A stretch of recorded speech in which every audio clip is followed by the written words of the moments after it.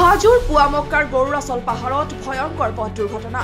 পুৱামক্কা দৰগাহলৈ যোৱা পথত চেণ্ট্ৰ আৰু অল্টো বাহনৰ মাজত মুখামুখি সংঘৰ্ষ হয়।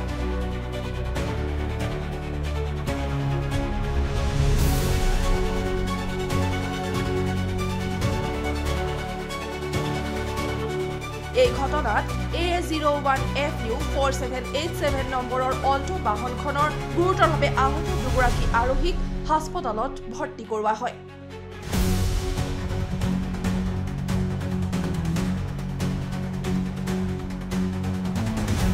আনহাতে দুৰ্ঘটনা সংঘটিত কৰিয়ে A01AM 6746 নম্বৰৰ চেণ্ট্ৰ বাহনখনৰ আৰোহী ঘটনাস্থলীৰ পৰা পলায়ন কৰে।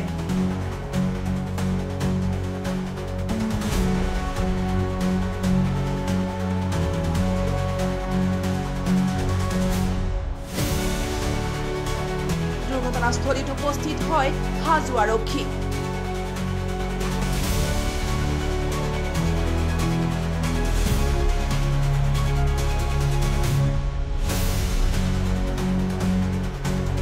মই তলৰ পৰা আহি আছিলোঁ, আহি থাকোঁতে এখন গাড়ীও ঠিকেই আছে লাইনত, কিন্তু এখন গাড়ী যাই আছিল, সেইটো যাই নিজৰ চাইডেদি যাই আছে, যাই থাকোঁতে এইখনে অভাৰটেক কৰি মোক মাৰিছে, মোক অলপ বৰা মৰিব আহিছে, এইখনে চেণ্ট্ৰখন।